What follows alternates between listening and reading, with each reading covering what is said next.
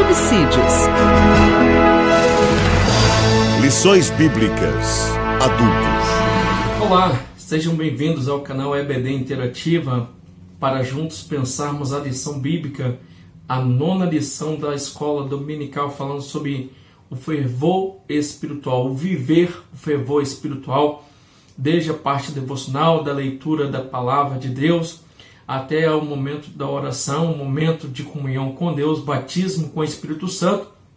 E eu convido a você a acompanhar esta aula tão importante por meio da palavra de Deus. E você que ainda não é inscrito no canal EBD Interativa, faça a sua inscrição, ative o sino para receber as próximas notificações dos próximos vídeos que serão feitos semanalmente para agregar na sua vida espiritual. Você também pode visitar o site EBD Interativa, lá tem lições, subsídios, diversos recursos para usar na sua aula da sua escola dominical. Queridos, a lição de número 9 é muito interessante, pois fala para o nosso tempo onde muitas pessoas estão mornas espiritualmente, estão sem comunhão com Deus. Esta lição vem trazer à tona a necessidade de vivermos o fervor espiritual. No texto áureo, há 2 imperativos: e não vos embriaguei-vos com vinho, em que há contenda, mas enchei-vos do Espírito. Paulo, falando aos Efésios, escrevendo aos Efésios, ele dá esta orientação de não se embriagar com vinho, mas encher do Espírito. Encher do Espírito, será que é um pré-requisito só para quem prega, ensina, dirige uma campanha, é uma liderança, ou é um pré-requisito para todos aqueles que querem viver na comunhão com Deus? Em sua lição bíblica, que você com certeza pode estar de posse dela aí para juntos acompanhar esta lição, nós temos 3 tópicos. O primeiro tópico fala sobre a importância da devoção pela palavra e a oração. A vida devocional com Deus é algo inédito para alguns e algo talvez difícil para outros, porque em meio a tanta correria não encontra tempo para poder ter um momento a sós com Deus de leitura e oração a Deus. Jesus, ao ensinar a oração dominical, ele orienta os discípulos: entra para o teu quarto e fecha a porta, ou seja, aquele momento particular com Deus. Orar coletivamente, ler a palavra coletivamente é algo edificante, mas mais produtivo ainda é conseguir fazer isso diariamente. Uma orientação que Deus deu a Josué foi o seguinte: medita na lei de dia e de noite. Fazendo isto, prosperarás o teu caminho. Não era só quando ele estivesse em reunião ou em culto com Israel. Em todo o tempo, ele poderia prestar um momento de adoração e comunhão com Deus. Talvez você pergunte, mas qual seria o requisito, qual seria a condição para viver uma vida cheia do Espírito Santo, uma vida de comunhão com Deus? Primeiramente, ela perpassa por uma dedicação diária e contínua, de entrega total, de culto particular a Deus, conforme está aí no primeiro tópico, no primeiro ponto, a devoção, algo diário, algo particular. Há muitos irmãos, ainda nos dias atuais, que antes de irem trabalhar, fazem leitura da palavra, fazem oração antes de ir trabalhar, antes de ir para os seus compromissos, entregando a sua vida e o seu dia a Deus, para viver segundo a palavra de Deus. No ponto 2, temos oração e a palavra. Interessante, quando os discípulos, os apóstolos, foram questionados que as viúvas helenistas não estavam sendo atendidas, eles levantaram e indicaram 7 homens a serem levantados para que pudessem cuidar das viúvas, cuidar das mesas, mas os apóstolos continuariam na palavra e na oração. Até porque o sustento de uma igreja, principalmente, é por meio da vida de oração e por meio da vida de palavra, andar segundo a palavra, observar a palavra de Deus. Há aqueles que não gostam de estudar, não gostam de ler a Bíblia, mas como de fato você vai ter uma vida cristã com Deus, como de fato você vai ter uma vida de comunhão com Deus se não for pela oração e pela palavra. Na oração você fala com Deus, e na leitura da palavra e na meditação da palavra é Deus falando contigo. Até porque dentro de uma visão teológica, Deus ele existe, e enquanto Deus é existente, ele deixou uma revelação, deixou uma palavra para ser observada, lida e seguida. Logo, a Bíblia Sagrada, independente da função que se ocupa na igreja, é indispensável a leitura e a meditação na palavra, conforme o próprio salmista vai afirmar, né, que o prazer dele estava na leitura da palavra, meditar na palavra dia e noite. Fazendo a leitura da palavra e observando conforme a palavra, vamos aprender no ponto 2 e no ponto 3, que vamos poder viver não só de uma forma inteligente, mas viver de uma forma sábia. O inteligente aprende com os erros dos outros, mas o sábio, o inteligente aprende com seus erros, mas o sábio aprende com o erro dos outros. Quando você lê as Escrituras, você vai ter orientações do que se deve fazer e como seguir, como também você vai ver relatos, registro daquilo que se foi feito, que não se deve fazer nos dias atuais para agradar a Deus. Em uns dias tão corridos, tão trabalhosos como os nossos, com tantas verdades relativas, cabe a mim e a você a viver sabiamente. Viver não na sabedoria humana, terrena, diabólica, mas com a sabedoria divina. Talvez você diga, mas eu tenho falta de sabedoria, o que fazer? O próprio escritor da carta geral, Tiago, ele vai afirmar que aquele que tem falta de sabedoria, peça a Deus que dá a todos, liberalmente, sem questionar, sem ser algo só seletivo, não. Todos aqueles que se aproximam perante Deus com fé, pedindo sabedoria, poderão receber a sabedoria para viver sabiamente. Então, nós estamos neste direito de pedir a Deus sabedoria para viver cada dia, cada momento de uma forma sábia. Até porque o ponto 4 do tópico 1 fala sobre remir o tempo. O tempo, conforme se compara com o banco, créditos e débitos, você tem só crédito, você depois que gasta o seu tempo, não tem como recuperar o seu tempo. Jesus, uma certa vez sendo questionado, ele falou que o prazer dele, a vontade dele, estava em fazer a obra do Pai, a comida dele era fazer a obra do Pai, porque ele tinha que fazer enquanto era dia, a noite viria enquanto não daria mais para fazer. O próprio sábio Salomão também vai afirmar que devemos fazer as coisas enquanto temos tempos, enquanto temos vida, porque depois de ir para a sepultura não há mais o que fazer.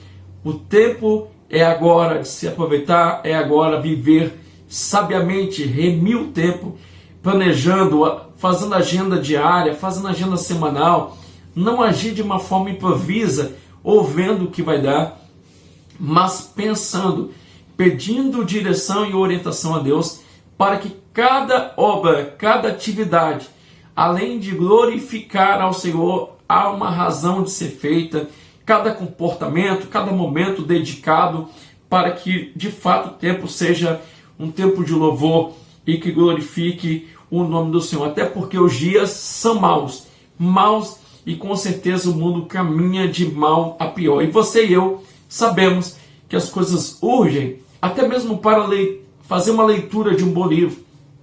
Temos que escolher bem qual livro a ser lido. Até mesmo para fazer um curso, temos que pensar de fato qual curso fazer. Não dá para fazer tudo. Temos que remir o tempo. Fazendo isso já é um ponto inicial para vivermos uma vida de fervor espiritual, né? Remindo o tempo, vivendo sabiamente, vivendo com toda a devoção possível, orando, lendo a palavra. Mas o tópico 2, que é o tópico central, digamos, que é a abordagem desta lição, vai falar sobre o imperativo de não se embriagar e o imperativo de se encher. No primeiro ponto aqui, a questão não é se o vinho é pecado ou não, se pode ou não pode tomar. O que Paulo está a orientar, que no seu tempo muitos embriagavam-se com vinho, envolviam em várias contendas. A ideia é que aquilo que é banal, que aquilo que é fútil, que aquilo que gera contendas, que aquilo que gera desgastes, que não glorifica o nome do Senhor, não deve ser praticado, não deve se dedicar tempo a essas coisas. Pelo contrário, deveríamos dedicar tempo e busca, conforme o imperativo, encher do Espírito. Talvez você diga, mas eu já sou cheio. Você está cheio, mas poderá não estar mais cheio amanhã. Os profetas no Antigo Testamento, reis, sacerdotes e outros mais, foram cheios. Não quer dizer que 24 horas e eternamente ficaram cheios. Da mesma forma, nós, quando somos cheios do Espírito Santo, podemos estar cheio naquele tempo, naquele momento, no outro dia não está mais. Então daí a ideia de se encher do Espírito, continuamente se encher do Espírito Santo. Agora, vale lembrar que precisamos fazer uma diferenciação. Na visão cessacionista, tradicional, a pessoa que aceita Jesus, ela já tem o Espírito Santo, automaticamente ela é batizada no corpo de Cristo, ou seja, ela é inserida no corpo de Cristo. Isto é entendido como batismo com o Espírito Santo, que o resto agora é só ela buscar ser cheia do Espírito Santo. Já na visão pentecostal continuista, a ideia é que aqueles que aceitam Jesus têm o Espírito Santo, porque o Espírito Santo é derramado ao coração. Depois a pessoa faz uma busca para ser revestida, daí o batismo com Espírito Santo. E além do batismo com o Espírito Santo, ela pode e deve buscar ser cheia do Espírito Santo. Ou seja, 3 fases distintas na visão pentecostal. O momento que se recebe, que é a convenção. O momento posterior, que é o revestimento, batismo, que tem como sinal falar em línguas. E depois o se encher do Espírito. Interessante observar que lá em Atos 6, o requisito, ou um dos requisitos para ser diácono, para servir as mesas, era ser cheio do Espírito Santo. Quando é nas cartas pastorais, Paulo não fala sobre ser cheio do Espírito Santo ou ser batizado. Ele dá vários requisitos. No entanto, ele não fala nem de batismo e nem de ser cheio do Espírito Santo, até porque a ideia é que os crentes já eram cheios do Espírito Santo, já eram batizados com o Espírito Santo. Logo, colocar como requisito que uma pessoa só pode ser diácono, presbítero, a partir do momento que ela é batizada com o Espírito, que ela é cheia do Espírito, é algo mais que se parte, entendo eu, de uma tradição do que necessariamente uma visão bíblica. Até porque a ideia é o caráter, é a responsabilidade que a pessoa tem.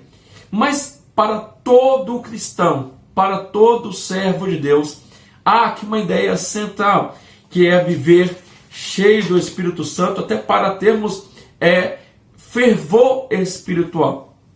Um grande pastor, Hernandes Dias Lopes, falou que os assembleianos são bem fervorosos, enquanto que os presbiterianos são bem dedicados à palavra, bem sistemáticos no aprendizado da palavra.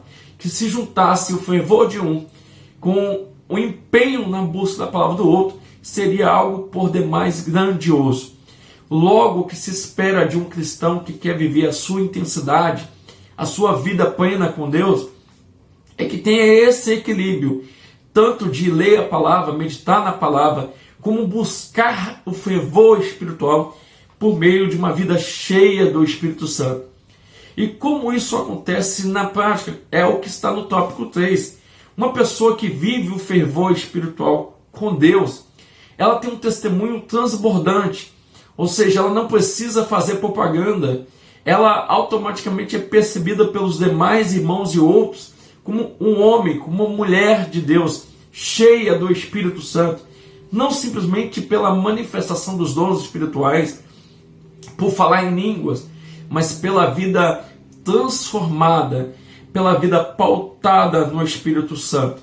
Uma pessoa que é fervorosa, cheia do Espírito Santo, e conforme está aí no tópico 3.2, ela dá graças a Deus em tudo porque ela sabe que Cristo, Deus, é simplesmente suficiente na vida dela. Logo, ela não tem um porquê reclamar ou murmurar, até porque aquilo que lhe falta agora não é nada comparável com aquilo que aguarda esta pessoa quando Cristo arrebatar a sua igreja. Logo, nós temos motivos de sobra conforme esta lição, para dar graças em tudo ao Senhor, que nos dá toda boa dádiva, conforme a carta universal. Logo, não quer dizer também você dar graças por uma adversidade, por uma perda, por um momento triste, mas sim dar graças por todas as bênçãos, benefícios, tudo que vem da parte de Deus. Ser uma pessoa grata, para não ser como o povo de Israel que pereceu no deserto pela murmuração. O ponto 3 do tópico 3 também fala sobre a sujeição. Uma pessoa que vive a comunhão com Deus, que tem uma vida plena de Deus, cheia do Espírito Santo, ela tem facilidade para ser submissa a Deus. Ela tem facilidade para ser submissa às autoridades eclesiásticas, bem como governamentais, seculares.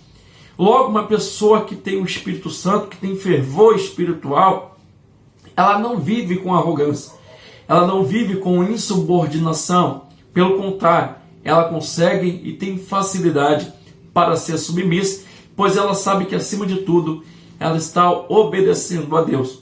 Então, nesta lição 9, aprendemos que em nosso tempo é necessário viver o fervor espiritual, não só dentro de quatro paredes, não só dentro de uma festividade, de uma vigília, dentro de encontro, conforme se diz por aí, de vasos, não, mas em todo momento, 24 horas, viver uma vida de intensidade e comunhão com Deus.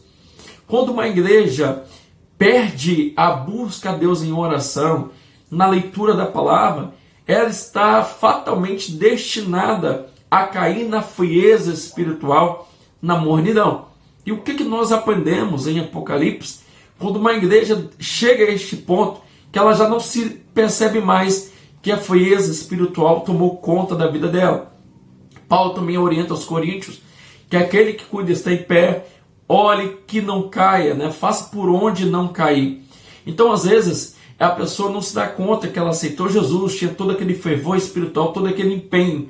Com o passar do tempo, as coisas se tornam mecânicas e automaticamente ela também perde aquele interesse por buscar a Deus e cai numa frieza espiritual. Então, que possamos estar alertas, conforme esta lição de número 9, e buscar diariamente ser cheio do Espírito Santo para viver uma vida intensa de comunhão com Deus. Isto não é privilégio dos pentecostais tradicionais, históricos, não. É privilégio de todos aqueles que buscam a Deus, a igreja do Senhor, conforme aí não é uma recomendação apenas, não é apenas uma orientação, mas uma ordem. Enchei-vos do Espírito Santo. Uma pessoa cheia do Espírito Santo, ela tem todo o poder em Deus para vencer o mundo, para vencer as dificuldades do seu tempo. Amém? Que possamos então meditar e levar a nossa família, levar a nossa casa, levar a nossa igreja, cada vez mais serem cheios do Espírito Santo. Você que tem uma opinião, um comentário, coloque aí, é muito importante para mim e para outros que vão acompanhar este vídeo. Também você que gostou, deixe seu like, você que não é inscrito ainda, faça a sua inscrição e eu espero você no próximo vídeo, na próxima lição, para juntos meditarmos na palavra de Deus, revelada por Deus, com 40 escritores, com 1189 capítulos, com várias divisões, mas em tudo é a palavra de Deus. Que Deus te abençoe no nome de Jesus. Foi bom ter você aqui. Escola Dominical.